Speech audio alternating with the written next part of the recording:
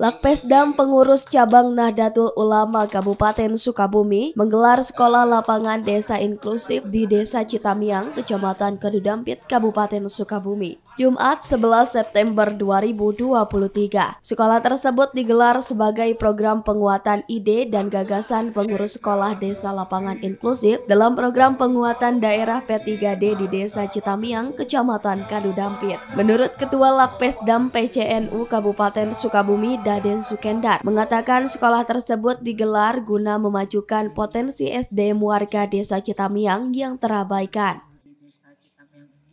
Jadi ini adalah kegiatan kami berikan nama tim building dan penggalian gagasan bagi para pengurus sekolah lapang.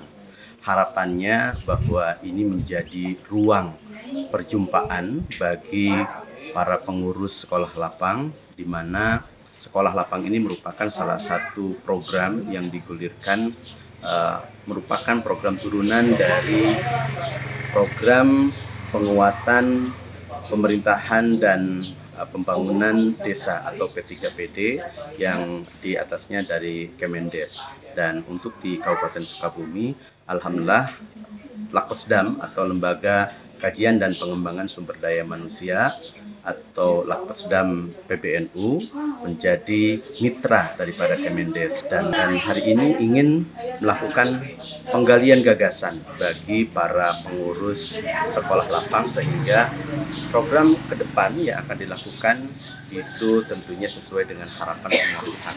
Jadi selain penyamaan persepsi, juga penggalian gagasan hal-hal yang dibutuhkan oleh masyarakat di Desa Citamiang, Kecamatan Kadudampit ini agar tentunya sesuai dengan potensi yang ada di desa ini. Sementara itu, sekolah lapangan desa inklusif juga dihadiri langsung oleh unsur Forkopimcam dan Pemdes Citamiang, Kecamatan Kadudampit, Kabupaten Sukabumi. Dari Kabupaten Sukabumi, Muhammad Ujang Heriaman melaporkan. Dan itu sebetulnya terbuka untuk seluruh masyarakat kabupaten.